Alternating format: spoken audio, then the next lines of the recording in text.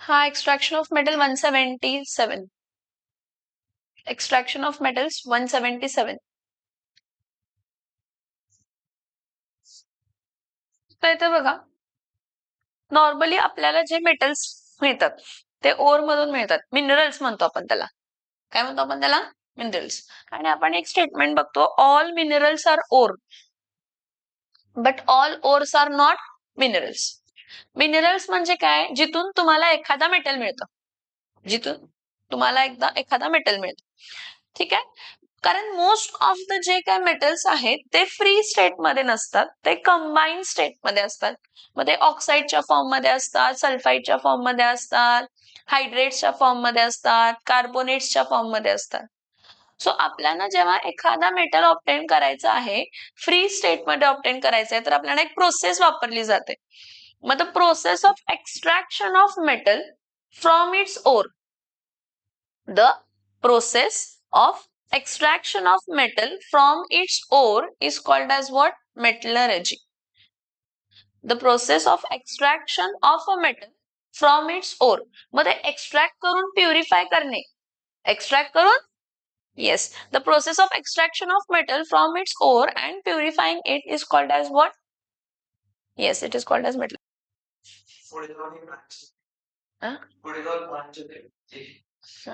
नाही, ऍक्च्युली हा टॉपिकच होता, general principle and processes of isolation of elements म्हणून टॉपिक होता. तो टॉपिक पूर्ण रिमूव्ह केलाय आणि तुम्हाला एक छोटासा पार्ट त्यातला काय केलेला आहे तर दिलेला आहे. येस. हा, ऍक्च्युली हा मोठा टॉपिक होता. ह्यामध्ये वेगवेगळे मेथड्स होते, पल्वरायझेशन म्हणजे वेगवेगळे मेथड्स इन डिटेल एक्सप्लेन केलेले होते, पण आता काय नाहीये तेवढं जास्त. ठीक. सो मी तुम्हाला म्हटलं काय की मोस्ट ऑफ द मेटल जे अर्थ वरती आहेत ते कंबाईन स्टेट मध्ये आहेत, ते in the form of oxides किंवा सल्फाइड्स किंवा हायड्रेट्सच्या फॉर्म मध्ये आहेत.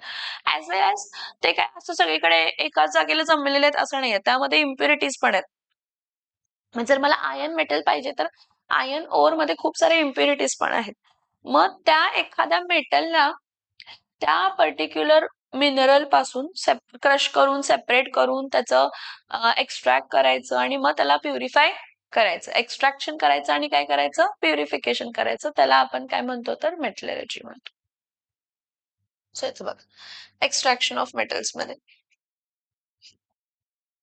most of the metals are found in the earth crust in the form of their salts, in the form of their what?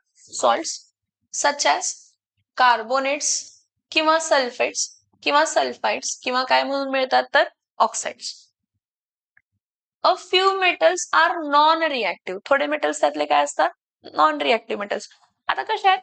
आपण मेटल्सचा 3 type मध्ये क्लासिफाय करतो, highly reactive metal, medium reactive metals, less reactive metals आणि noble metals last part आहे. मग लेस reactive metal पण आहेत J for example free state मध्ये अर्थ वरती एक्झिस्ट होतात. A few metals are non reactive and occurs in the free state in the earth crust. For example कोण आहे तर सिल्वर, गोल्ड आणि काय आहे तर प्लॅटिनम. सिल्वर, गोल्ड आणि काय आहे तर प्लॅटिनम आहे. ठीक आहे. आता मिनरल्स, जिथून कुठून तुम्हाला एखादा मेटल मिळतो त्याला मिनरल म्हणतो. काय म्हणतो आपण त्याला? हा, कोणतेही एखादी मायनिंग साइट जिथून तुम्हाला एखादा मेटल मिळणार आहे त्याला मिनरल म्हणायचं. A naturally occurring substance found in the earth crust containing inorganic salts, solids, silicious matters etc. is called as what? Mineral. त्याला आपण काय म्हणतो तर मिनरल म्हणतो. Okay. The minerals which contain high percentage of metal, असा mineral ज्यामध्ये high percentage of काय असतं? मेटल असतं. And from which metal can be extracted economically is called as ore. Ore म्हणजे काय? Ore is nothing but mineral only, but तिथून तुम्हाला profitably metal मिळू शकते. मिनरल्स मध्ये आता फॉर एक्झाम्पल आयर्न आहे तर हेमटाईट ओर आहे, सिडराईट ओर आहे, लिमोनाइट ओर आहे. ह्या तिन्ही ओर मधून तुम्हाला आयर्न मिळू शकतो. पण मोस्ट प्रॉफिटेबली तुम्हाला आयर्न कोणत्या ओर मधून मिळू शकतो? हेमटाईट. म्हणून तुला ती हेमटाईट ओर झाली आणि बाकी सगळे काय झाले तर minerals. A place where a metal can be extracted profitably. A place from where a metal can be extracted profitably is called as what? Ore. ते मिनरल्स असते, ते मिनरल्स असते, खणच. अशी खण हा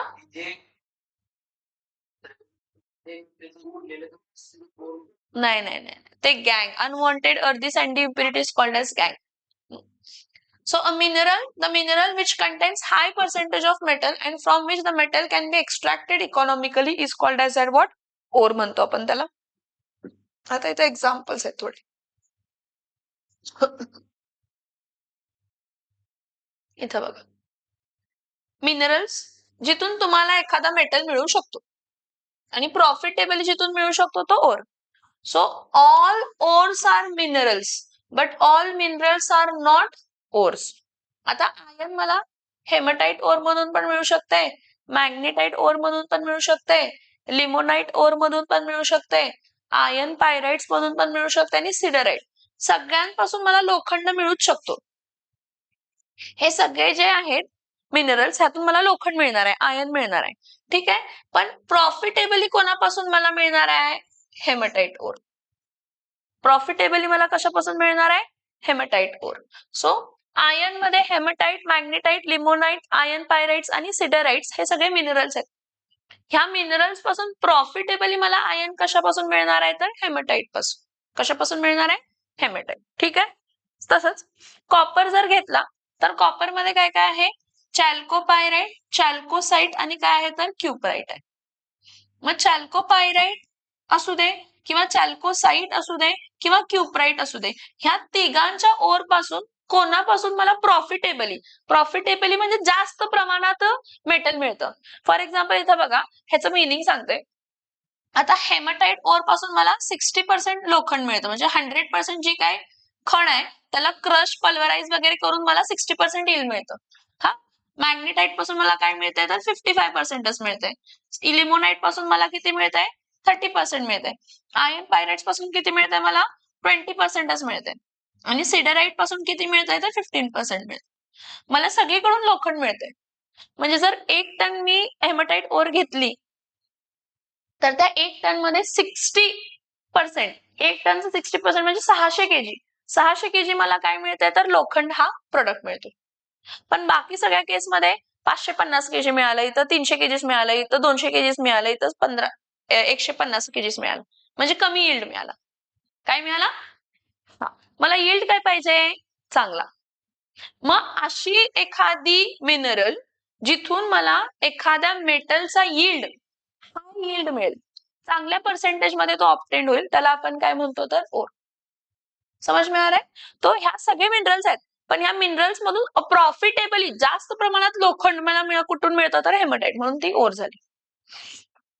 ठीक आहे, परत चॅल्कोपायराइट आहे, चॅल्कोसाइट आहे, क्युपराइट आहे, ह्या तिघांमध्ये ह्या दोघांपासून पण मला प्रॉफिटेबली काय मिळू शकते तर कॉपर मिळू शकते. नेक्स्ट झिंक मध्ये कोण आहे? झिंक ब्लेंड आहे, झिंक साइड आहे आणि कॅलमाइन आहे. मग ह्यामध्ये प्रॉफिटेबली मला एखादं मिनरल जे काय देते, झिंक देते, ते कोण आहे तर झिंक ब्लेंड. झिंक ब्लेंड कोण असते तर ZnS. कोण असते? ZnS. समजते? ठीक आहे. So the extraction of metal from the or by using suitable methods is called as metallurgy. आता actually metallurgy is a branch of a chemistry which deals with the extraction of metal from its ore and its purification. Extraction of metal from its ore and its purification. So आता जर metallurgy मध्ये 3 branches असतात, कोणते कोणते आहेत? Pyrometallurgy. Pyrometallurgy मध्ये तुम्ही high temperature use करताय आणि रिड्युसिंग एजंट यूज करताय. हाय टेम्परेचर आणि काय यूज करताय? Reducing agent. हायड्रोमेटलर्जी मध्ये तुम्ही काय यूज करताय? aqueous सॉल्ट सोल्युशन आणि रिड्युसिंग एजंट. आणि इलेक्ट्रोमेटलर्जी मध्ये तुम्ही काय यूज करताय तर इलेक्ट्रोलायसिस. काय यूज करताय? इलेक्ट्रोलायसिस. समझ में आ रहा है मैं जो बोल रही हूँ? Okay, so now what is metallurgy? Metallurgy is a branch of science which deals with the extraction of metal from its ore and its purification. And its purification is called as what? Metallurgy. is called as what? Metallurgy. So इथं बघा, commercially extraction of metal from its ore is called as what? Metallurgy. पण दर metal वेगवेगळी रिॲक्टिव्हिटी असते, म्हणजे दर मेटलची रिॲक्टिव्हिटी वेगळी असते. सगळ्या मेटलची रिॲक्टिव्हिटी सेम नसते. फॉर एक्झाम्पल जे ग्रुप 1 आणि ग्रुप 2 मेटल्स आहेत, अल्कली मेटल्स आणि अल्कलाइन अर्थ मेटल्स आहेत, त्यांची रिॲक्टिव्हिटी खूपच जास्त आहे. मग त्यांची रिॲक्टिव्हिटी खूपच जास्त आहे, तर आपण काय करू शकत नाही तिथं, काय करू शकत नाही, म्हणजे सेम मेथड यूज करू शकत नाही, म्हणजे सगळीकडे पायरोमेटलॉजीच यूज करू शकत नाही असं नाहीये. जेव्हा हायली रिॲक्टिव्ह मेटल्स आहेत त्यांना एक्स्ट्रॅक्ट करायचं आहे, तर त्यावेळी मी इलेक्ट्रोमेटलॉजी यूज करते. काय यूज करते? इलेक्ट्रोमेटलॉजी. जेव्हा मीडियम रिॲक्टिव्ह मेटल्स आहेत त्यावेळी मी पायरोमेटलॉजी यूज करते. आणि ज्यावेळी एकदम लेस रिॲक्टिव्ह मेटल्स आहेत किंवा स्लाइटली रिॲक्टिव्ह मेटल्स आहेत त्यासाठी मी काय यूज करते? हायड्रोमेटलॉजी. सी व्हॉट आय सेड की मेटल्सची रिॲक्टिव्हिटी वेगवेगळी आहे. सगळ्या मेटल्सची रिॲक्टिव्हिटी वेगवेगळी आहेत.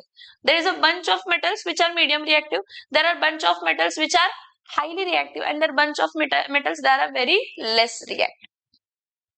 सो जे हायली रिॲक्टिव्ह मेटल्स आहेत त्यांचं एक्स्ट्रॅक्शन करायचं असेल तर आपण इलेक्ट्रोमेटलॉजीची प्रोसेस वापरतो, जिथं आपण इलेक्ट्रोलायसिस करतो. काय करतो?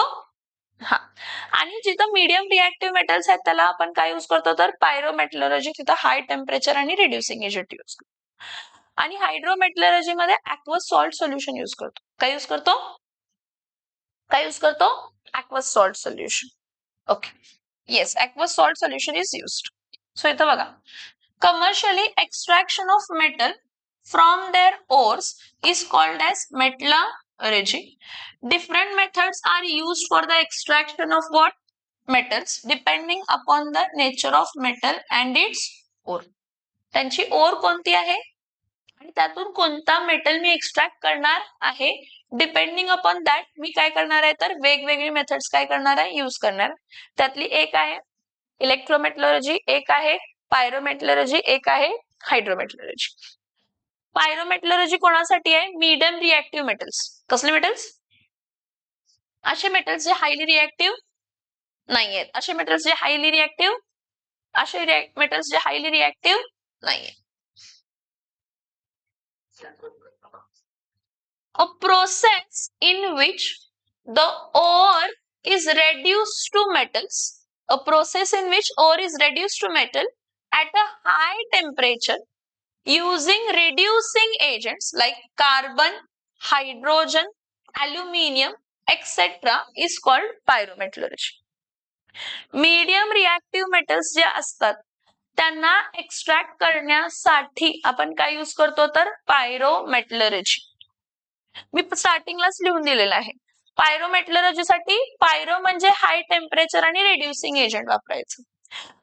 इलेक्ट्रोमेटलर्जीसाठी इलेक्ट्रोलायसिस वापरायचं आणि हायड्रोमेटलर्जीसाठी ॲक्वस सॉल्ट सोल्युशन आणि काय यूज करतो, तर reducing agent. So the extraction of metals who are mediumly reactive are separated with the help of what? Pyrometallurgy. मग पायरोमेटलर्जी मध्ये आपण काय करतो, त्या ओरला हीट करतो ऍट अ हाय टेम्परेचर आणि मग काय यूज करतो, तर रिड्युसिंग एजंट. कोण रिड्युसिंग एजंट आहे? Carbon, hydrogen, aluminium etcetera. So what is pyrometallurgy? A process in which the ore is reduced to metal at a very high temperature, at a very high temperature using suitable reducing agents. कोण आहेत reducing agents? Carbon, hydrogen आणि aluminium. हायड्रोमेटलर्जी कोणासाठी वापरतो हायड्रोमेटलर्जी? लेस reactive metals. कोणासाठी? हा, मग त्या लेस reactive metal साठी आपण काय करतो, त्याचा ॲक्वस सॉल्ट सोल्युशन बनवतो. काय बनवतो? काय बनवतो? Aqueous salt solution. काय बनवतो? काय बनवतो बाळांनो? ॲक्वस सॉल्ट सोल्युशन बनवतो. काय बनवतो? Aqueous salt solution. सो बघा, the process of extracting metal from the aqueous solution of their salts using suitable reducing agent is called as what? Hydrometallurgy. आणि हायड्रोमेटलर्जीच्या मेथडनं तुम्ही काय एक्स्ट्रॅक्ट करताय? Less reactive metals. कोण आहेत less reactive metals? Gold, silver, मी काय सांगताय का, कोण आहेत less reactive metals? Gold, silver, copper, etc. So, hydrometallurgy, the process of extracting metal from the aqueous solutions and their salt using reducing agents. Electrometallurgy. मला सांगा, आपण इलेक्ट्रोकेमिस्ट्री टॉपिक बघितला? हा, NaCl होता, NaCl, मोल्टन NaCl. त्यातून sodium आणि chlorine separate केला काय? केला? हा, दॅट इज इलेक्ट्रोमेटलर्जी. तुम्ही काय करताय? 2 इलेक्ट्रोड घेताय, त्यातला एक एनोड असतं आणि एक काय असतं तर कॅथोड असतंय, आणि मग तिथं ऑक्सिडेशन आणि काय होते तर रिडक्शन होत असते. नॉर्मली कॅटायन आहे, रिडक्शन होतो कॅटायनचा, आणि तुमचा जो काय मेटल आहे तो मोस्टली कशावरती डिपॉझिट होत असतो तर कॅथोड वरती डिपॉझिट होत असतो. कशावरती डिपॉझिट होत असतो? कशावरती डिपॉझिट होत असतो? कॅथोड वरती. समजते का मी काय सांगते? Yes or no? Yes or no? Okay. A process in which metal is extracted by electrolytic reduction of molten fused metallic compound is called as what? Electrometallurgy. काय म्हणतो आपण त्याला? काय म्हणतो आपण त्याला? Electrometallurgy. Now steps involved in extraction. आता मी जे सांगते ह्यातले थोडे पार्ट्स तुम्हाला दिलेले नाहीयेत, समजून घ्या इथलं जे आता मी सांगते ते. जेव्हा तुम्हाला एखादा ओर मधून, एखाद्या खणीमधून मेटल एक्सट्रेंड ऑप्ट्रेट काय करायचं? मेटल एक्स्ट्रॅक्ट करायचंय, रिफाइंड. हा, रिफाइंड करून, काय करून? सगळं रिफाइंड म्हणजे मॅक्झिमम प्युरिटीचा तुम्हाला एखादा मेटल ऑप्टेन करायचं, तर सगळ्यात पहिली मेथड असते पल्वरायझेशन.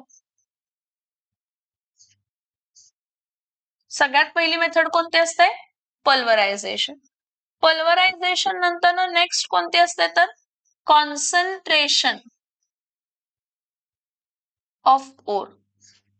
त्या कॉन्सन्ट्रेशन ऑफ ओरलाच आपण काय म्हणतो तर beneficiation of ore. Next oxidation of ore. Converting the ore into oxides. त्या ओरला कशामध्ये कन्वर्ट करायचं? ऑक्साइड्स. मग ओरला ऑक्साइड्स मध्ये कन्वर्ट केल्यानंतर ना reducing it with suitable reducing agent. आणि last is refining. Last one is what? Refine. एखादी or आहे, त्यामध्ये फक्त मेटल नसते, ती जी ओर आहे ती ऑक्साईडच्या फॉर्म मध्ये किंवा सल्फाईडच्या फॉर्म मध्ये, ऍज वेल एज त्यामध्ये इम्प्युरिटीज पण असणार आहेत वेगवेगळ्या. माती, फतरे, सल्फाईड असेल, फॉस्फर असेल, आर्सेनिक असेल, गोल्ड असेल, सिल्वर असेल, इम्प्युरिटी म्हणून. काय म्हणून? सगळ्यात पहिलं कोणतीही ओर असू दे, पल्वरायझेशन ऑफ ओर म्हणजे त्यामध्ये तुम्ही काय करताय तर क्रशिंग आणि ग्राइंडिंग. कोणतीही ओर असू दे त्याला तुम्ही सगळ्यात पहिला काय करताय? क्रशिंग आणि काय करताय तर ग्राइंडिंग. म्हणजे चुर्रा बनवताय, त्याचा पावडर बनवताय त्या ओरचं. काय करताय त्याचं ओरचं? पावडर. पावडर बनवल्यानंतर ना मला मेन असते त्यातून मला गँग रिमूव्ह करायचं असते. काय रिमूव्ह करायचं असते? गँग. व्हॉट इज गँग? गँग is unwanted earthy sandy impurities. Unwanted earthy sandy impurities. आता हे जे मी काय सांगताय का, हे गँग मला रिमूव्ह करायचे आहे ना, त्यासाठी मी फ्लक्स वापरते. काय वापरते? फ्लक्स. जर तुम्ही स्टेट बोर्डला असशीला तर हे थोडंसं पार्ट तुम्हाला झालेलं होतं. गँग प्लस फ्लक्स काय बनतंय तर स्लॅग. गँग प्लस फ्लक्स काय बनते तर स्लॅग. आणि स्लॅग कशी असते नेचरमध्ये? इनसोल्युबल, इनफ्युजिबल आणि लाईट वेट असते. काय असते? आता असं नाही की डायरेक्ट कॉन्सन्ट्रेशन ऑफ ओरला तुम्ही गँग आणि फ्लक्स ऍड करून स्लॅगच फॉर्म करतात. खूप सारे मेथड्स आहेत. त्यामध्ये एक लक्षात घ्या की कॉन्सन्ट्रेशन ऑफ ओर म्हणजे काय, की तुम्ही त्या ओर मधले अनवॉन्टेड अर्धी सँडी इम्प्युरिटीज काय करणार आहे तर रिमूव्ह करणार आहे. मोस्टली वेगवेगळे मेथड्स आहेत. त्यामध्ये अजून एक मेथड आहे की जे मध्ये गँग आणि आपण फ्लक्स यूज करतो. गँग आहे त्यामध्ये, तुम्ही एक्सटर्नली काय ऍड करताय? फ्लक्स. म्हणजे जर तुमची अनवॉन्टेड अर्धी सँडी इम्प्युरिटी जी आहे ती काय असेल? ऍसिडिक असेल. काय असेल?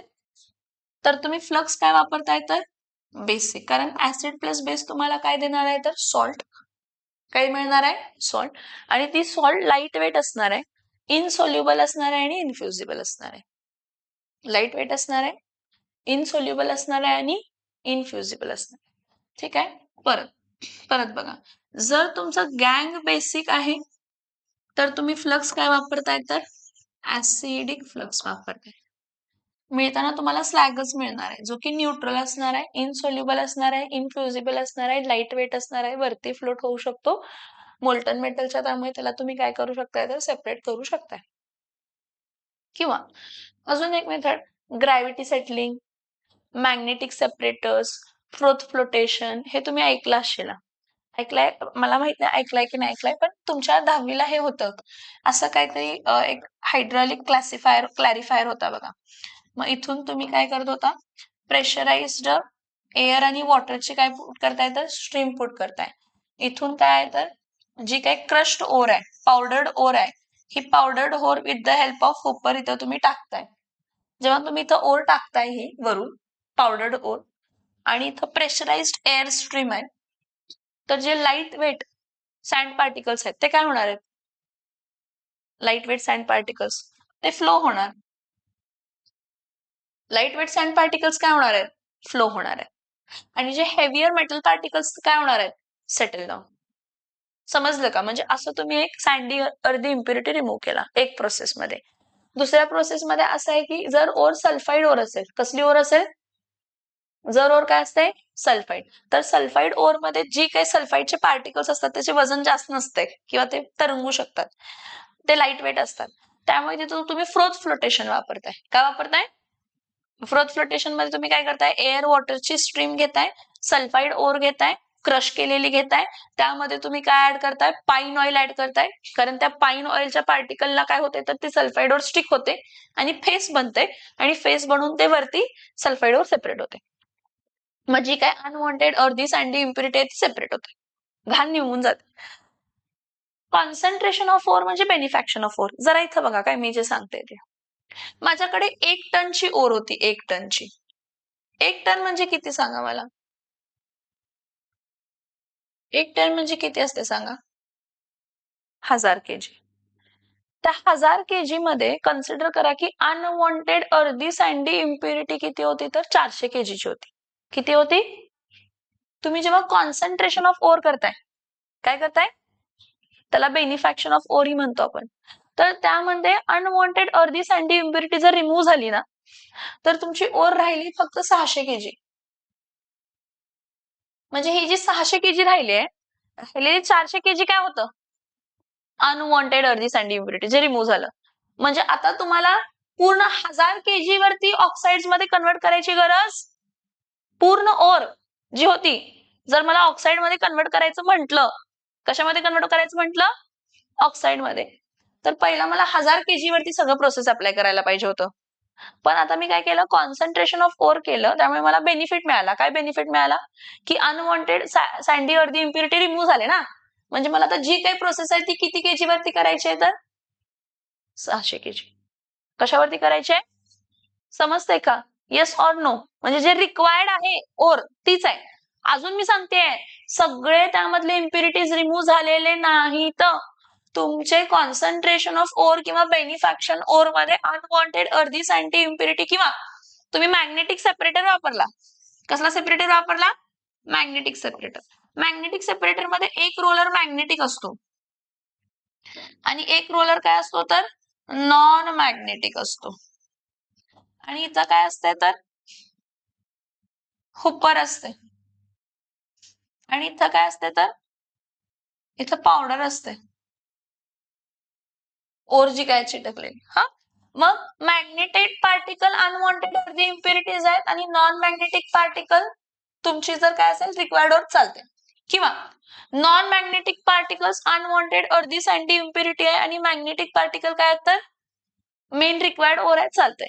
काय तुम्ही जेव्हा हुप्परवरनं ह्याला पास करणार आहेत ना, तर टोटल 2 डोंगर फॉर्म होणार आहेत. किती डोंगर फॉर्म होणार आहे? 2. आता ते 2 डोंगर जेव्हा फॉर्म होणार आहेत, मी काय सांगते बघा. हा, एक मॅग्नेटिक हिप कोणता असणार आहे? जो याला चिटकून राहणार आहे तो मॅग्नेटिक हिप. इथं मॅग्नेटिक हिप, मॅग्नेटिक पार्टिकल्स असणार आहेत. आणि हे काय असणार आहे तर नॉन मॅग्नेटिक. म्हणजे ऍट द एंड तुम्हाला जे सेपरेट करायचं होतं ते तुम्ही सेपरेट केलं.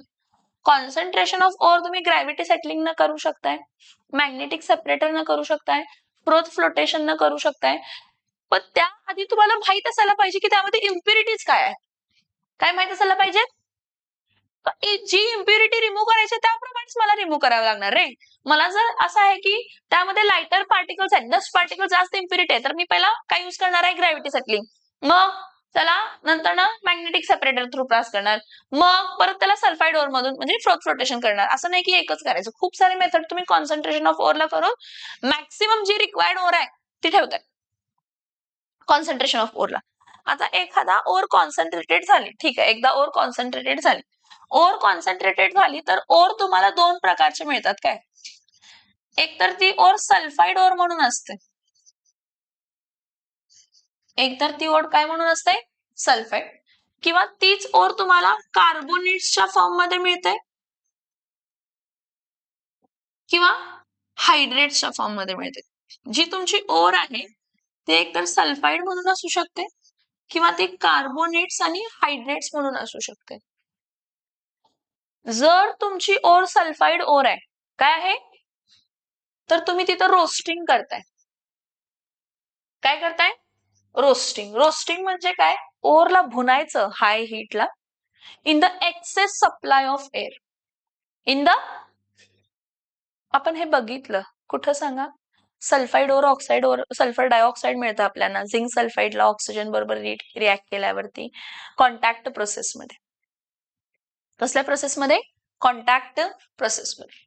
फॉर एक्झाम्पल बघा, ही झिंक सल्फाइड आहे, ह्याला ऑक्सिजन बरोबर ट्रीट केलं, ह्याला 2 टाइम्स ZnS आणि हा 3 टाइम्स O2 घेतला तर इथं काय मिळणार? 2 टाइम्स ZnO प्लस 2 टाइम्स काय मिळणार आहे तर SO2. म्हणजे तुमची जी काही सल्फाइड ओर होती ती कशामध्ये कन्वर्ट झाली?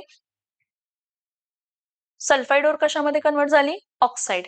आठवते का? इथं बघा, आपण काय म्हटलं, पहिला मी पल्वरायझेशन केलं ओरचं, मग त्याचं कॉन्सन्ट्रेशन केलं, मग त्यानंतर ना ती जी काय ओर आहे त्याला मला कशामध्ये कन्वर्ट करायचं आहे? ऑक्साइड. मग ती ओर किती प्रकारची असू शकते सांगितलं मी तुम्हाला? एकतर सल्फाइडची असू शकते किंवा कार्बोनेट्स किंवा हायड्रेट्सची असू शकते. जर ती ओर कार्बोनेट्सची आहे किंवा ती ओर हायड्रेट्सची आहे तर मी त्या केसमध्ये ह्या ओरला फक्त हाय टेम्परेचरला हीट करणार, एक्सेस ऑफ एअर मध्ये नाही, लिमिटेड सप्लाय ऑफ एअर मध्ये.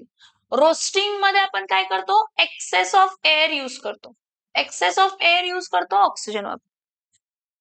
एक्सेस ऑफ एअर यूज करतो, एक्सेस ऑफ एअर यूज करतो ऑक्सिजन वापरतो. इथं आपण एक्सेस ऑफ एअर वगैरे काय यूज करत नाही, इथं रोस्ट करतो हाय टेम्परेचरला. मग हा जो तुमचा आहे हा तुम्हाला मिळताना Fe2O3 मिळतं प्लस बाहेर काय पडतं तर CO2. बॅलेन्स करा ह्याला. सो तुम्हाला मिळताना इथं Fe2 काय मिळतं? O3 आणि इथं 2CO. बॅलेन्स नाहीये मला माहित आहे, एखादा हाफ ऑक्सिजन बॅलेन्स करून टाकतो आपण. परत इथं Fe2O3.H2 आहे, फक्त Fe2 काय मिळाला? O3 प्लस काय मिळाला? H2. हे जे काही प्रोसेस झाली ही लिमिटेड सप्लाय ऑफ एअर मध्ये झाली. कशामध्ये झाली? कशामध्ये झाली? ही जी काही प्रोसेस झाली ही कशी झाली? Limited supply of air. कशामध्ये झाली? येस. आणि ही रोस्टिंगची झाली ती एक्सेस सप्लाय ऑफ एअर. हे जे काय तुम्ही करताय ह्यामध्ये तुम्ही जी काय ओर आहे त्याला कशामध्ये तुम्हाला कन्वर्ट करायचं असतंय? जी काय ओर आहे त्याला कशामध्ये कन्वर्ट करायचं असतंय? ऑक्साईड. कारण एखाद्या ऑक्साईड ओरचा रिडक्शन इझिली पॉसिबल आहे. एखाद्या ऑक्साईड ओरचा रिडक्शन इझिली पॉसिबल आहे. कसं पॉसिबल आहे बघा. हा, ओरचं ऑक्साईड कन्वर्ट झालं की रिडक्शन कसं करतो आपण? इथं बघा, zinc oxide plus carbon. Carbon हा रेड्युसिंग एजंट आहे. किंवा zinc oxide plus carbon monoxide. इथं ऑक्सिजन किती आहे? 1. इथं ऑक्सिजन किती आहे? 1. Fe2O3. इथं ऑक्सिजन किती आहे? जेवढे ऑक्सिजन आहेत ना तेवढे कार्बन किंवा कार्बन मोनॉक्साईड घ्यायचे. कारण आता हा मिळताना तुम्हाला काय मिळणार आहे? Zinc in the solid state plus काय मिळणार आहे? Carbon monoxide in the gaseous state. परत zinc in the solid state आणि carbon dioxide in which state? Gaseous. परत 2Fe in the solid state plus carbon monoxide in the gaseous state. समझ में आ रहा है? येस और नो? येस और no? काय झालं? ही जी ओर आहे ही क्रूड मेटल मध्ये कन्वर्ट झाली, कच्च्या मेटल मध्ये. अजून मी म्हणते की प्युरिफाईड नाहीये, म्हणजे ह्याची प्युरिटी किती असेल? 95 to 96% इतकी प्युरिटी असेल जे काय मेटल फॉर्म झालं. जेव्हा तुम्ही एखाद्या ऑक्साईड ओरला रिड्यूस करताय, रिडक्शनला कार्बन किंवा कार्बन मोनॉक्साईड वापरून जो मेटल मिळाला तो अजून प्युअर मेटल नाही आहे. त्यामध्ये झोन ऑफ फ्युजन मध्ये थोडे अनवॉन्टेड मेटल्स ऍब्झॉर्ब झालेले असतात. त्यामुळे त्याची प्युरिटी किती असते तर 95 to 96%. आता ही प्युरिटी तुम्हाला 98% ला करण्यासाठी तुम्हाला काय करावं लागतं तर इलेक्ट्रोलाइटिक रिफायनिंग. काय करावं लागतं? Electrolytic refining. किंवा खूप सारे रिफायनिंग मेथड आहेत. खूप सारी रिफायनिंग मेथड आहे. लिक्विफॅक्शन आहे, पोलिंग प्रोसेस आहे, इलेक्ट्रोलाइटिक रिफायनिंग आहे, ऍट द एंड बिस्मरायझेशन पण आपण करतो. पण सगळ्यात मोस्ट सुटेबल इलेक्ट्रोलाइटिक रिफायनिंग असते, ज्यामध्ये तुम्हाला मॅक्सिमम प्युरिटी अचीव होऊ शकते. काय मिळू शकते? समजते काय काय झालं? इथं बघणार जरा सगळ्यांनी. इथं बघा मी काय सांगितलं तुम्हाला. मला जर एखाद्या ओर पासून मेटल पाहिजे, प्युरिफाईड मेटल, तर मला हे 5 स्टेप वापरावे लागणार आहेत. सगळ्यात पहिला त्याला चुरा करावा लागणार आहे. चुरा केल्यानंतर ना कॉन्सन्ट्रेशन ऑफ ओर किंवा बेनिफॅक्शन ऑफ ओर, त्यामध्ये मी ग्रॅव्हिटी सेटलिंग करू शकते, मॅग्नेटिक सेपरेटर यूज करू शकते, फ्लोटेशन यूज करू शकते, केमिकल मेथड मध्ये लिचिंग मेथड वापरू शकते. त्यातून मी अनवॉन्टेड अर्धी सँडी इम्प्युरिटी काय करणार आहे? मॅक्सिमम रिमूव्ह करणार आहे. गँग. किंवा गँग रिमूव्ह करण्यासाठी अजून एक आहे की गँग मध्ये तुम्ही फ्लक्स ऍड करा, स्लॅग फॉर्म होत आहे. गँग ऍसिडिक असेल तर फ्लक्स बेसिक असणार आहे, गँग बेसिक असेल तर फ्लक्स काय असणार आहे? ऍसिडिक. ठीक आहे. मग जर तुम्ही 1 टन ओर घेतली असेल म्हणजे 1000 kg आणि कॉन्सन्ट्रेशन ऑफ ओर नंतर 600 kg मिळाली, म्हणजे बेनिफॅक्शन काय झालं तुम्हाला की 400 kg जे काय अनवॉन्टेड अर्धी सँडी इम्प्युरिटी होती ती रिमूव्ह झाली. मग तेव्हा तुम्ही 600 kg जी ओर आहे त्या 600 kg ओरला तुम्ही ऑक्साईड मध्ये कन्वर्ट करताय. कशामध्ये कन्वर्ट करताय? ऑक्साईड. आता ती जी ओर असते, तुमची ओर एकतर सल्फाईडच्या फॉर्म मध्ये असू शकते किंवा कार्बोनेटच्या फॉर्म मध्ये असू शकते किंवा हायड्रेटच्या फॉर्म मध्ये. जर तुमची ओर सल्फाईडच्या ओर फॉर्म मध्ये असेल तर तुम्ही त्याला रोस्टिंग करताय. रोस्टिंग म्हणजे तुम्ही ओरला भुनताय in the excess of air, in the excess supply of air, in the excess supply of air, in the excess supply of air. आणि जर ती ओर कार्बोनेट्स किंवा हायड्रेट्सच्या फॉर्म मध्ये आहे तर तुम्ही तिथं काय करताय? कॅल्सिनेशन. काय करताय? काय करताय? What is calcination? कॅल्सिनेशन म्हणजे तुम्ही ओरला भुनताय पण लिमिटेड सप्लाय ऑफ एअर मध्ये, कारण ऍट द एंड तुम्हाला त्या ओरला ऑक्साईड मध्ये कन्वर्ट करायचं असतं. आणि मग सगळे इम्प्युरिटीज, हे बघा, हे वोलाटाईल इम्प्युरिटीज म्हणतो आपण, ह्याला वोलाटाईल इम्प्युरिटीज म्हणतो आपण, ह्याला वोलाटाईल इम्प्युरिटीज. वोलाटाईल आहेत म्हणजे इझिली वेपराइज होऊ शकतात, रिमूव्ह होतात. समजतंय? हे मी दाखवते. ह्या सोडून अजून खूप सारे वोलाटाईल इम्प्युरिटीज आहेत की जे रिमूव्ह होतात. त्यामुळे ओर पोकळ होत जाते. काय होत जाते? पोकळ, पोरस होत जाते. ठीक आहे. आता ओरला जेव्हा तुम्ही ऑक्साईड मध्ये कन्वर्ट केला तर त्याचं काय करायचंय तुम्हाला? रिडक्शन. मग रिडक्शन साठी तुम्ही काय यूज करताय? Reducing agent. मग रिड्युसिंग एजंट कोण आहे सांगा? एकतर कार्बन आहे किंवा कार्बन मोनॉक्साईड आहे. रिड्युसिंग एजंट कोण आहे? कार्बन किंवा कोण आहे तर carbon monoxide. So zinc oxide plus carbon काय देते? Zinc in the solid state plus carbon monoxide. किंवा zinc oxide plus carbon monoxide काय देते? तर झिंक प्लस कार्बन डायऑक्साईड. हे सगळे गॅशियस स्टेट मध्ये असतात. हे इझिली काय होत असतात तर बाहेर पडत असतात. समजतंय? Yes or no?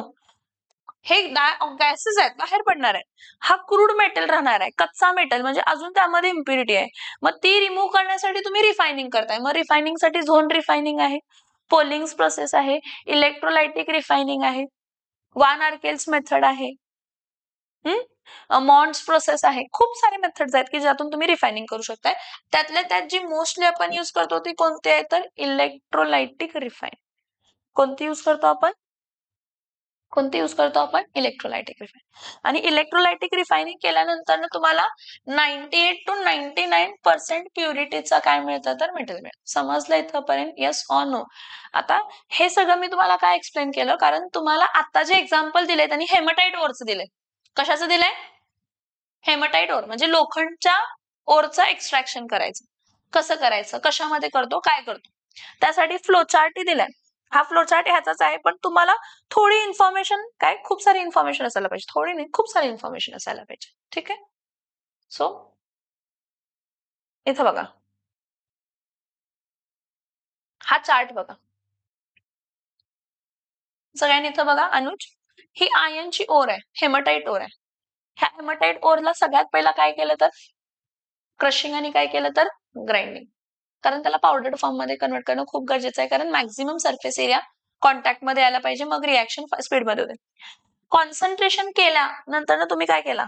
Magnetic separator, कारण लोखंड आहे आणि नॉन मॅग्नेटिक पार्टिकल सेपरेट होणार आणि मॅग्नेटिक पार्टिकल म्हणजे लोखंड सेपरेट होणार आहे. ठीक आहे.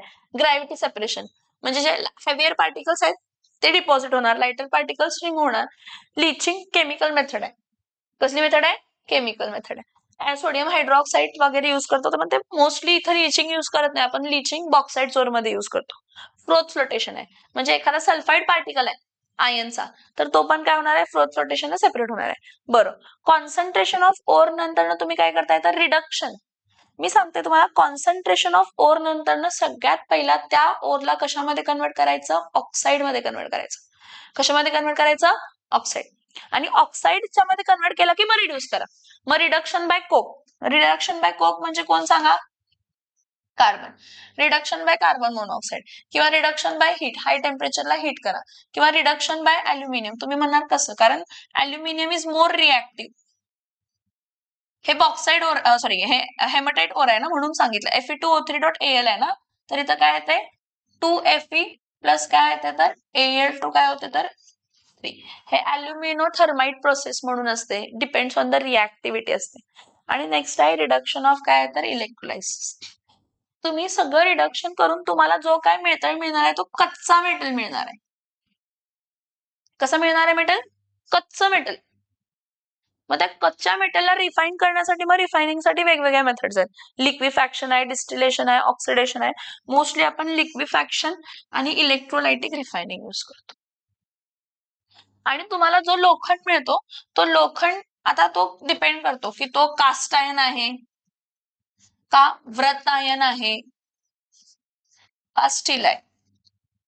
कारण व्रत आयन मध्ये जे असते ते 0.2% पेक्षाही कमी, लेस दॅन 0.2% कार्बन असते. एकदम सॉफ्ट असते व्रत आयन. तुम्ही त्याला वापरू शकत नाही एंड यूजला, त्यामध्ये चेंजेस करावे लागतात व्रत आयनला. कास्ट आयन खूपच ब्रिटल असतो, 4% पेक्षा जास्त कार्बन असते. आणि ज्या केसमध्ये 2 to 4% कार्बन आहे तो स्टील आहे. स्टील आपण जो वापरतो ना स्टील वेगवेगळ्या प्रकारचं, मग क्रोमियम स्टील, निकेल स्टील, त्यामध्ये मग तुम्ही सबस्टिट्यूशनल इम्प्युरिटी डिफेक्ट प्रोड्यूस करताय. कसला डिफेक्ट प्रोड्यूस करताय? इथं जरा इथं लक्ष द्यायचं. परत सगळ्यात पहिला पल्वरायझेशन केलं ओरचं आपण. सगळ्यात पहिला ओरचं काय केलं? काय केलं सगळ्यात पहिला ओरचं? पल्वरायझेशन. पल्वरायझेशन म्हणजे ओरला काय केलं तर क्रश केला आणि ग्राइंड केला. See, after mining the ore from the earth's crust, it is subjected to concentration. Before concentration, it is pulverized and grinded. Before concentration त्याला काय करतो, pulverize करतो आणि काय करतो तर grind करतो. In this step, impurities termed as gangue are removed from the ore and the ore gets concentrated. मग गँगला रिमूव्ह करण्यासाठी आपण काय यूज करतो, गँगला रिमूव्ह करण्यासाठी आपण काय यूज करतो, फ्लक्स. मग गँगला रिमूव्ह करण्यासाठी फ्लक्स वापरला तर आपल्याला मिळतंय काय, स्लॅग. काय मिळतंय, काय मिळतंय, स्लॅग. ठीक आहे. The sand, mud and other unwanted impurities which remain mixed with the ore deposits are called as what? Gangue. Gangue म्हणजे काय सांगा? What is gangue? What is gangue? The sand, mud and other unwanted earthy, sandy impurities which are mixed with the ore are called as gangue. During the process of concentration, जेव्हा एखादी कॉन्सन्ट्रेशनची process होते, the ore is separated from the gangue material using different methods such as washing, hydraulic classification, magnetic separation, flotation. The method chosen for the concentration depends on the nature of the ore. Next बघा, iron. Iron is the fourth most abundant element. Iron is the fourth most abundant element in the earth crust. आता जेव्हा तुम्ही हेमटाइट or म्हणताय, जिथून तुम्हाला लोखंड मिळणार आहे, काय मिळणार आहे, लोखंड. त्यामध्ये हे बघा, हे तुम्हाला मेन आहे, हे तुमचं, इथून तुम्हाला लोखंड मिळणार आहे. हे दोन इम्प्युरिटीज आहेत. सिलिका म्हणजे वाळू, ॲल्युमिना पण इथं काइंड ऑफ पावडर फॉर्म मध्येच आपण बघू शकतो. ॲल्युमिना बॉक्साइड ओर च्या मध्ये असते, आणि फॉस्फर. हे तिन्ही इम्प्युरिटीज आहेत बाळांनो. हे सोडून अजून खूप सारे इम्प्युरिटीज असतात. मग त्यांनी म्हटले की हे मेन तुमचं प्रोडक्ट जे तुम्हाला पाहिजे, ज्याचं तुम्ही रिफायनिंग करणार, रिडक्शन करणार, आणि हे तुम्ही गँग आहे त्याला स्लॅग, फ्लक्स वापरून स्लॅग म्हणून सेपरेट करणार. मग तुमचं सिलिका ऑक्साईड जे असते ते कसं असते नेचरमध्ये, ऍसिडिक. त्यामुळे फ्लक्स काय वापरताय तर बेसिक. इथं तुम्ही कॅल्शियम ऑक्साईड वापरताय, कॅल्शियम कार्बोनेट ऍड करताय. तर कॅल्शियम कार्बोनेट हे ठेवून काय मिळते तर तुम्हाला कॅल्शियम ऑक्साईड प्लस काय मिळते तर कार्बन डाय ऑक्साईड. मग हा कॅल्शियम ऑक्साईड सिलिका डायऑक्साईड बरोबर जर कंबाईन झाला, कॅल्शियम ऑक्साईड सिलिका डायऑक्साईड जेव्हा बरोबर कंबाईन होतो तेव्हा कॅल्शियम सिलिकेट मिळतं. आता जसं मी कॅल्शियम सिलिकेट बनवला ना, तसाच ॲल्युमिना आणि कॅल्शियम ऑक्साईड, कॅल्शियम ॲल्युमिनेट मिळतं, जे की स्लॅग आहे, जे की इनसोल्युबल असतं, इनफ्युजिबल असतं, लाईट वेट असतं आणि वरती फ्लोट होत असतं. ठीक आहे.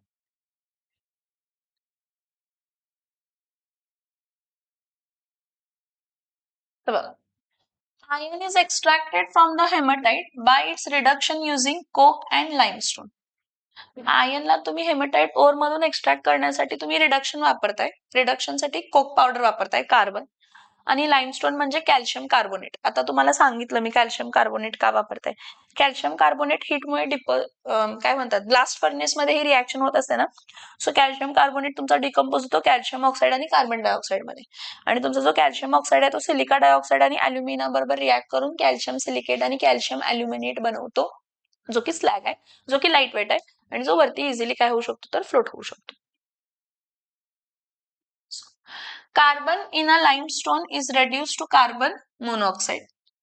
Carbon and carbon monoxide together. Carbon in a limestone नाही. Carbon in the form of coke. Carbon in the form of coke is reduced to what? Carbon monoxide, and carbon monoxide together reduces Fe2O3 to metallic ion. तुम्हाला ही reaction आठवते का बघा, Fe2O3 plus 3C किंवा Fe2O3 plus 3CO. हा देताना काय देणार आहे, 2Fe plus 3CO. हा देताना काय देणार आहे, 2Fe plus 3CO. समजतंय. परत हा जो कार्बन मोनॉक्साईड फॉर्म होतो की नाही, तर हा कार्बन मोनॉक्साईड वापरला जातो परत, आणि हा कार्बन डायऑक्साईड मग बाहेर टाकतो आपण, टाकतो किंवा काय म्हणतात टेम्परेचर वाढवण्यासाठी पण मदत करतो तो. इथं limestone act as a flux, it combines with the gangue to form a slag. Extraction of iron from hematite ore involves following step. काय आहे, पहिला कॉन्सन्ट्रेशन, द पावडर्ड ओर, जी काही पावडर्ड ओर असते त्याला वॉश केलं जातं in a powerful current of water introduced into the hydraulic classifier. The lighter gang particles are separated and the concentrated ore is collected at the bottom. ठीक आहे. Roasting Orla heat करायचं at a very high temperature. पहिल्यापासून ही or ऑक्साईडच्या form मध्ये आहे, त्यामुळे limited supply मध्ये आपण हीट करतो. ऍक्च्युली रोस्टिंग नाही म्हणायला पाहिजे त्यांनी, कॅल्सिनेशन म्हणायला पाहिजे. The concentrated ore is heated in a current of air, limited supply of air. Sulphur आणि आर्सेनिक, जर इथं सल्फर आणि आर्सेनिक जर असेल तर सल्फर प्लस ऑक्सिजन काय देते तर सल्फर डाय ऑक्साईड, आणि आर्सेनिक AS4 प्लस 3O2 काय देते तर तुम्हाला 2AS2O3. हे सल्फर डायऑक्साईड वोलाटाईल इम्प्युरिटी आहे, आर्सेनिक ऑक्साईड वोलाटाईल इम्प्युरिटी आहे, दोन्ही वोलाटाईल इम्प्युरिटीज आहेत. The sulfur and arsenic impurities present in the ore gets converted into their oxides and escapes as a vapor. काय म्हणून बाहेर पडते? वेपर म्हणून बाहेर पडते. So ferrous oxide in the ore is converted to ferric oxide. जर एखादा ferrous oxide आहे तो ऑक्सिजन बरोबर रिॲक्ट होऊन कशामध्ये कन्वर्ट होतो तर फेरिक ऑक्साइड. आता हे जे फेरिक ऑक्साइड आहे ना, हे फेरिक ऑक्साइड आणि कोक आणि कॅल्शियम कार्बोनेट ह्याचे लम्स बनवले जातात. काय बनवले जातात? लम्स, छोटे छोटे ब्रिक टाइप. हा, roasted ore is converted into lumps by sintering. आता रिडक्शन साठी ही ब्लास्ट फर्नेस आहे बाळांनो.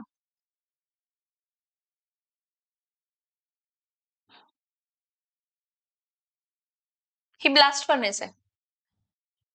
जेव्हा तुम्ही जे वरून टाकणार आहे ह्याला अशी कप अँड कोन अरेंजमेंट असते.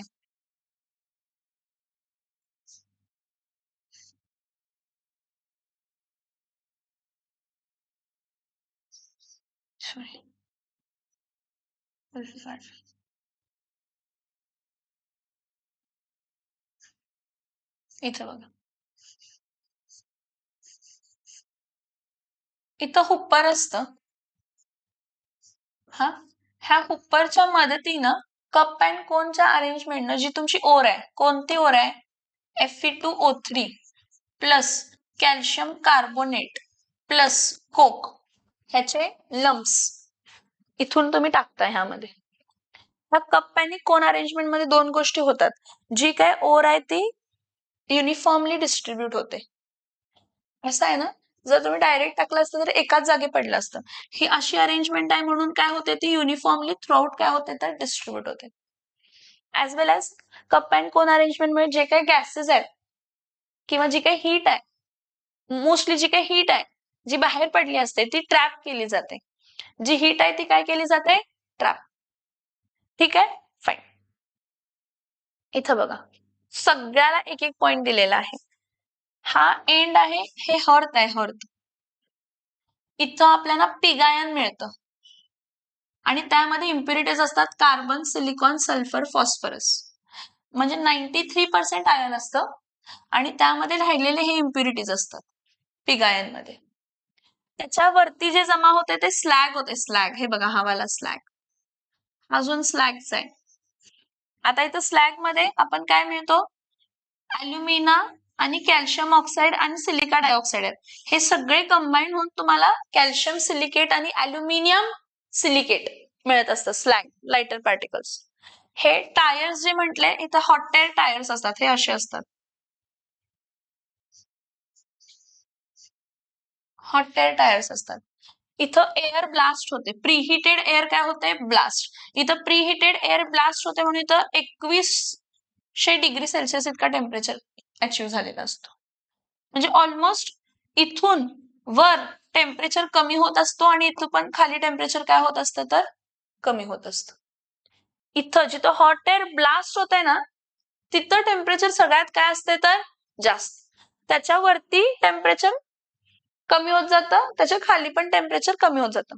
आणि हे जे ब्लास्ट फर्नेस आहे, it works on the principle of counter current flow. Counter current flow म्हणजे काय? तुमची जी हिटेड एअर आहे ती खालून येते, ब्लास्टेड एअर किंवा हिटेड एअर खालून येते आणि जी तुमची ओर आहे ती वरून येते. Counter current principal. ओर तुमची वरून येते, एअर खालून येते. त्यामुळे युनिफॉर्म डिस्ट्रीब्यूशन, सगळ्यांचं मिक्सचर इझिली होणार आहे. समझ में आ रहा है जो मैं बोल रही हूँ? येस और नो? ठीक आहे. आता काय काय रिएक्शन्स आहेत बघा. हा तुमचा फेरिक ऑक्साइड आहे, फेरस ऑक्साइड आहे, कार्बन बरोबर आयन देते. मॅग्नीज ऑक्साइड मॅग्नीज देते. P2O5 फॉस्फरस देते. सिलिका डायऑक्साइड सिलिकॉन देते. आणि बाळांनो हे सगळे इम्प्युरिटीज आहेत. झोन ऑफ फ्युजन म्हणून आहे, मी तुम्हाला दाखवते परत एकदा. Zone of fusion, he zone of fusion आहे. तुमचं लोखंड इथं रिड्यूस होते ह्या रिजन मध्ये, इथं जवळपास इथं रिड्यूस होतो लोखंड. इथं लोखंड रिड्यूस झाल्यानंतर ना तो जेव्हा खाली येत असतोय इथं हर्थच्या इथं रिड्यूस होऊन, त्यावेळी मॅंगनीज फॉस्फर सिलिकॉनला ऍब्झॉर्ब करत येतं. काय करत येतं? ऍब्झॉर्ब. म्हणून ह्याला झोन ऑफ फ्युजन म्हटलं गेले. काय म्हटलं गेले?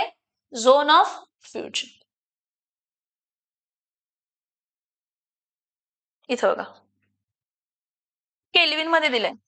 500 केल्विन जिथं टेम्परेचर आहे तुमच्या कंटेनर मध्ये, loss of moisture from the ore आहे. 900 केल्विन जिथं आहे तिथं reduction of ore by CO. ही बघा Fe2O3 plus 3CO gives 2Fe plus 3CO2. तुमचे ते डायग्राम ओपन करा जिथं टेम्परेचर दाखवलेत ना. आता मी तुम्हाला टेम्परेचर दाखवले ना, हा तो डायग्राम ओपन करा. हा रिडक्शन ऑफ ओर जिथं आहे 900 केल्विन, बघा 900 केल्विन वरती आहे ना, खाली डिग्री सेल्सिअस आहे. केल्विन केल्विन ते डिग्री सेल्सिअस मध्ये आहे, त्याला केल्विन मध्ये कन्वर्ट करा. आलं का लक्षात मी काय सांगते ते? सो तुमची जी फेरिक ऑक्साइडची ओर आहे ती आयन मध्ये कन्वर्ट होते 900 केल्विनला. डिकम्पोजिशन ऑफ लाईम कुठे होते तर 1200 केल्विनला. कॅल्शियम कार्बोनेट डिकम्पोज होतो, कॅल्शियम ऑक्साइड आणि कार्बन डायऑक्साइड. परत 1500 केल्विनला परत जरा खालच्या बाजूला रिडक्शन ऑफ ओर बाय कोक होतंय. Fe2O3 plus 3C gives what 2Fe plus 3CO. आणि हे बघा slag formation, fusion of iron आणि स्लॅग फॉर्मेशन. हे स्लॅग फॉर्मेशनचे हे दोन रिएक्शन्स आहेत. बघा स्लॅग फॉर्मेशनची काय रिएक्शन आहे? Calcium oxide plus silica dioxide काय देते तर कॅल्शियम सिलिकेट. आणि कॅल्शियम प्लस अल्युमिना काय देते तर कॅल्शियम अल्युमिनेट प्लस ऑक्सिजन देते. हे स्लॅग फॉर्मेशन आहे. फ्युजन ऑफ आयन म्हणजे समजतंय का बघा, आयन तुमचा मेल्ट होतो, मोल्टन आयन असतं हा फ्युजन मध्ये. आणि त्यामध्ये ऍब्झॉर्प्शन पण होत आहे ऍट द सेम टाइम. कोणाचं ऍब्झॉर्प्शन होत आहे तर हे जे काय मॅंगनीज बिग्नीज डिकम्पोज झालं ना, मॅंगनीज हा वाला मॅंगनीज फॉस्फरस सिलिकॉन, हे जे काय म्हणतात फॉर्म झाले हे लिक्विफाईड स्टेट मध्येच असतात. पण त्यामुळे जेव्हा तो खाली येत असतो ह्या झोन ऑफ फ्युजन मधून खाली येत असतो त्यावेळी तो ऍब्झॉर्ब करत येतो.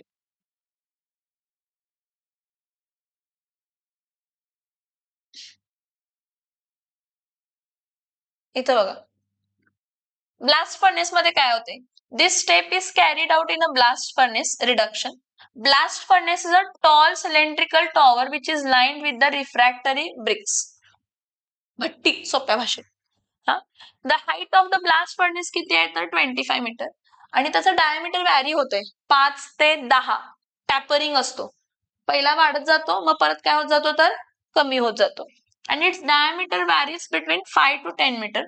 The furnace works on the counter current principle. Counter current principle मी तुम्हाला सांगितलं आता काय असते की जे काय तुमचं ओर क्रस्ट ओर आहे ती वरून येणार आहे आणि हॉट एअर खालून येणार आहे. So the furnace works on the counter current principle where the charge comes down and the hot gases moves up the tower. आता फर्नेसला 3 पार्ट मध्ये डिवाइड केलेला आहे, हर्थ बॉश आणि स्टॅक. काय काय डिवाइड केलेला आहे? हर्थ बॉश आणि स्टॅक. समजतंय का बघा, हर्थ कुठे आहे बघा, हा हर्थ आहे.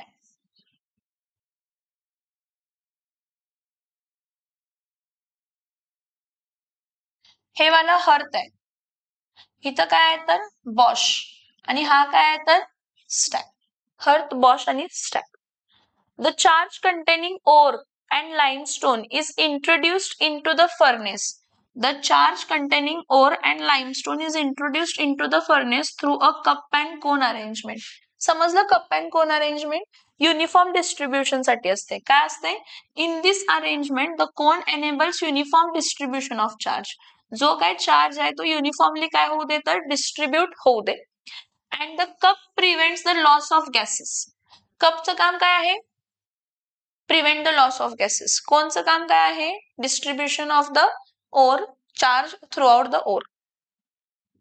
A blast of preheated air is introduced into the furnace below the Bosch. मी दाखवलं तुम्हाला हॉट टायर्स. दाखवले ना? कुठे असतात हॉट टायर्स? कुठे असतात हॉट टायर्स? हे इथं असं असतं. हे इथं ब्लास्ट होत असतं. मग ते ब्लास्ट हीट पूर्ण इथून खाली असं दोन्हीकडे होत असतं. So the blast of preheated air is introduced into the furnace below the Bosch. The charge and the hot air comes in the contact with each other and various reaction takes place. So reaction taking place, various reaction taking place बघा. Reactions in the blast furnace. There are different temperature zones in the blast furnace. There are different temperature zones in the blast furnace. परत एकदा बघा 10 वेळा blast furnace दाखवतीये कारण blast furnace बद्दल विचारतात. हा 1700 degree Celsius आहे. 1700 प्लस 273 करा किती होते? 1900. इथं जे टेम्परेचर असते ते 2100 डिग्री सेल्सिअस. सगळ्यात जास्त टेम्परेचर जिथं हॉट एअर ब्लास्ट झाली तिथून वरती टेम्परेचर काय होत जाणार आहे? कमी. तिथून खाली पण टेम्परेचर काय होत जाणार आहे तर खाली टेम्परेचर कमी होत जाणार आहे. So there are different zones in the blast furnace. The temperature goes on increasing from top to bottom in the furnace. At the top, the temperature is 500 Kelvin. The maximum temperature in the furnace is how much? 2000 Kelvin. 2000 Kelvin, we can say not 2000 but 2100 Kelvin पर्यंत. Kelvin पर्यंत. हा 2100 Kelvin पर्यंत temperature achieve होतो above the tires. There are 3 temperature zones. एक आहे zone of combustion. कोणता आहे? Zone of काय तर combustion. Zone of combustion, combustion of coke with oxygen. Combustion of coke with oxygen म्हणजे तुमचा कार्बन हा ऑक्सिजन बरोबर रिॲक्ट होऊन कार्बन मोनॉक्साइड पण देऊ शकतो ऍज वेल एज कार्बन तुमचा डायऑक्साइड पण देऊ शकतो. हे एक रिॲक्शन होऊ शकते किंवा कार्बन प्लस ऑक्सिजन काय देऊ शकते तर carbon dioxide in which state? Gaseous state. Zone of reduction. Zone of reduction मध्ये काय होणार आहे? रिडक्शन ऑफ काय येणार आहे तर Fe2O3. Fe2O3 चं रिडक्शन मी तुम्हाला आताच सांगितलं. Fe2O3 मध्ये तुमचं 3 टाइम्स C घ्या आणि तुम्हाला मिळताना 2 टाइम्स Fe प्लस 3 टाइम्स काय मिळणार आहे तर CO. झोन ऑफ काय आहे तर reduction. Zone of slag formation मध्ये मी तुम्हाला काय म्हटलं? तुमचा कॅल्शियम ऑक्साइड आहे तो सिलिका डायऑक्साइड बरोबर कंबाईन होणार आहे आणि काय देणार आहे तर कॅल्शियम सिलिकेट. तसंच तुमचा कॅल्शियम ऑक्साइड अल्युमिनियम बरोबर रिॲक्ट होऊन काय देणार आहे तर कॅल्शियम अल्युमिनेट. काय देणार आहे? Ca कॅल्शियमचे ऑक्सिडेशन स्टेट +2 +6 +2 +6 +8 झाला ना. CaAl2O4. कारण ह्याची ऑक्सिडेशन स्टेट +2, ह्याची oxidation state +3 × 2 is +6. So +2 +6 is +8. +8 चं इथं काय येणार आहे तर -4. समजते मी काय सांगतेय? Yes or no? ओके. हा काय झाला? झोन ऑफ स्लॅग फॉर्मेशन झाला. ठीक आहे. इथं बघा आता chemical reaction. Zone of combustion. कुठं आहे zone of combustion? Zone of combustion कुठं आहे? Where is zone of combustion? Zone of combustion, this is 5 to 10 meter. This is 5 to 10 meter from the bottom. Hot air blows through the tires, react with coke from the charge to form a CO. That is carbon plus half oxygen काय देते तर carbon monoxide. परत the reaction is highly exothermic. This is thus the temperature zone of this is around 2000 Kelvin. Some of the carbon monoxide again gets dissociates and give carbon plus oxygen. The hot gases rich in carbon monoxide rises upward in the blast furnace. the charge is coming down. So counter current principle. So your charge and your carbon monoxide reacts. The charge coming down gets heated and reacts with carbon monoxide. Thus carbon monoxide act as a fuel as well as reducing agent. हे बघा reducing agent. Fe2O3 plus 3CO काय देणार आहे? 2Fe plus 3CO2. असं नाही की फक्त carbon monoxide आहे, कार्बन पण असते, कोक पण असते, तो पण Fe2O3 plus 3C काय देतात तर 2Fe plus 3CO. Means your carbon and carbon monoxide both are acting as a what agent? A reducing agent. What they are acting as a? ठीक. नेक्स्ट बघा zone of slag formation. Zone of slag formation 20 metre height खाली असते. The gangue present in the ore is converted to slag. This slag can be used for making road foundation. Temperature of this zone is 1200 Kelvin. The gangue contains silica, alumina and phosphates. The removal of this gangue is effected by adding limestone, जो कि decompose होतो lime मध्ये, CaO, which act as a flux. Okay. So limestone decomposes to give lime. So calcium carbonate decomposes and gives calcium oxide plus carbon dioxide. आणि हा जो calcium oxide आहे हा combine होतो सिलिका डायऑक्साइड बरोबर आणि काय देतं तर कॅल्शियम सिलिकेट. आणि इथं कॅल्शियम इथं बघा काय हे थोडंसं इथं चिकट, हा कॅल्शियम आहे ना हा +2 × 3 काय येते तर +6 आणि हा अल्युमिना काय येते तर +3 +6 +3 काय होते बाळांनो +9 आणि हा ऑक्सिजन काय होतंय तर -6. हे बॅलन्स नाहीये बाळांनो, तुम्हाला बॅलन्स दाखवली CaAl2O4. ओके ठीक आहे. आता zone of fusion. Zone of fusion मध्ये मी तुम्हाला काय म्हंटल की जे काही तुमचं लोखंड फॉर्म झालेला आहे तो खाली येणार आहे, पण त्याचबरोबर जो मॅंगनीज ऑक्साइड आहे तो मॅंगनीज मध्ये कन्वर्ट झाला, जो फॉस्फरस ऑक्साइड होता तो फॉस्फर मध्ये कन्वर्ट झाला, हा सल्फर ऑक्साइड आहे सल्फर मध्ये कन्वर्ट झाला. Manganese dioxide and calcium phosphate present in the iron ore are reduced to manganese and phosphorus. Some of the silica is also reduced to iron. Silica. Silica no? Silicon. जेव्हा तुमचा reduce झालेला ion जो आहे तो पोकळ असतो, काय असतो पोकळ, स्पॉन्जी आयन म्हणतो. जेव्हा तो स्पॉन्जी आयन खाली येतो त्यावेळी हे जे काही रेड्यूस झालेले आहेत मॅंगनीज, फॉस्फरस, सिलिकॉन त्यात डिपॉझिट होतात. The spongy ion coming down in the furnace melts, absorbs impurities like carbon, silicon, manganese, phosphorus and sulfur. These molten ions are collected at the bottom in the furnace. कुठे collect केलेले असतात? At the bottom in the furnace. And the slag which is lighter floats on the surface. हे मी तुम्हाला 10 वेळा सांगितलं की molten metal खाली असतो आणि स्लॅग वरती असते. स्लॅग इनफ्युजिबल असते, लाईट वेट असते, इझिली रिमूव्ह करू शकतो on the surface of the molten iron. And molten slag and irons are collected through the separate outlet. बरं, हा जो काय मोल्टन आयन एकदम बॉटमला मिळतो, molten iron is poured into moulds.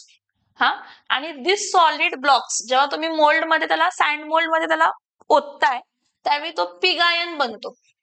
कसला आयन बनतो? Pig iron. हा this iron contains how many % of carbon? 4%. म्हणजे तो हायली ब्रिटल असणार आहे नेचर मध्ये, इझिली चुर्रा पडतो त्याचा.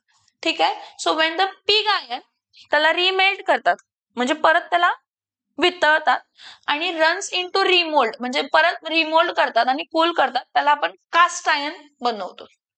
पिग आयनला रिमेल्ट करायचं आणि मोल्डिंग मध्ये टाकायचं, तो कास्ट आयन बनतो. The waste gases containing nitrogen, carbon monoxide escapes through the outlet at the top. This hot gases are use to for the pre heating of blast of air. म्हणून तुम्ही गॅसचे losses पण व्हायला देत नाही. Next बघा refining. तुम्हाला जी काही ओर मिळाली, जी काही तुम्हाला मोल्टन आयन मिळाला त्यामध्ये अजून इम्प्युरिटीज आहेत, त्या इम्प्युरिटीजला सेपरेट म्हणजे जे काही मॅंगनीज आहे, फॉस्फरस आहे, सिलिकॉन आहे, त्याला सेपरेट करण्यासाठी तुम्ही रिफायनिंग करताय. त्याला सेपरेट करण्यासाठी काय करताय? रिफायनिंग. मग रिफायनिंग मध्ये काय काय बघा, Pure iron can be obtained by electrolytic refining of impure iron or other methods given in the flowchart. So the choice of extraction technique is governed by following method. की तुमची ओरची nature of ore कोणती आहे, availability and cost of reducing agent काय आहे, तिथं chip कोक easily available आहे का, availability of hydraulic power, कारण पॉवर स्टेशन जवळ नसेल, इलेक्ट्रिसिटी आणण्यासाठी पैसे जाणार आहेत हायड्रॉलिक पॉवर स्टेशन साठी. प्युरिटी ऑफ प्रोडक्ट किती आहे, बाय प्रोडक्ट तुम्ही सल्फर डायऑक्साईड विकणार की सल्फर डायऑक्साईड विकणार का, तो मेन प्रोडक्ट आहे, मेन रिएक्टंट आहे काय बनवण्यासाठी, सल्फ्युरिक ऍसिड. म्हणजे एखाद्या प्रोसेसमध्ये जे तुमचे बाय प्रोडक्ट्स आहेत ते तुम्ही काय म्हणून यूज करू शकताय, रॉ मटेरियल म्हणून. ग्रीन केमिस्ट्री मध्ये पण आपण हे डिस्कस केलं की एखादा बाय प्रोडक्ट तुम्ही काय म्हणून यूज करू शकताय, रॉ मटेरियल म्हणून यूज करू. So value of byproduct, for example, sulfur dioxide obtained during roasting of sulfide ore is a vital for manufacturing of sulfuric acid. So knowledge of electrochemical series provides solution to many problems. Ion किती form मध्ये सांगा मला, 3. Caste ion, व्रत ion आणि काय आहे तर steel. Caste ion मध्ये 4% पेक्षा जास्त कार्बन असते, व्रत आयन मध्ये 0.2% पेक्षाही कमी, 0.2% पेक्षाही 0.2% पेक्षाही कमी असते, आणि स्टील मध्ये 0.224 काय 2 to 4 असते, सॉरी 2 to 4, 0.2 दिले, 2 आहे का, ठीक. 0.22 किती असते तर 0.222%. स्टील मध्ये 0.222% काय असते तर कार्बन असते. हा आपण वापरू शकत नाही कारण हा खूप सॉफ्ट असतो, त्याला एकतर स्टील मध्ये किंवा कास्ट आयर्न मध्ये आपण कन्वर्ट करतो.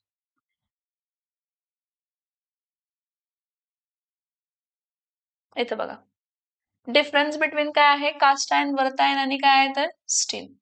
कास्ट आयर्न कसं असतं, हार्ड अँड ब्रिटल असतं, व्रत आयर्न कसं सॉफ्ट असतं, स्टील काय असतं, neither too hard nor too soft. Cast iron contains 4% carbon, wrought iron contains less than 0.2% आणि हा 0.222%. This is used for making pipes, manufacturing automotive parts, pots, pan, utensils. Used for making pipes, bars for stay bolts, engine bolts and rivets, and used in building infrastructures, tools, ships, automobiles, weapons, etc. हे समजलं इथपर्यंत, yes or no? कालचा हा पाठ झालाय आपला. एक काम करायचं, टेक्स्टबुक ओपन करायचं आणि जे जे मी सांगते ते लिहून काढायचं.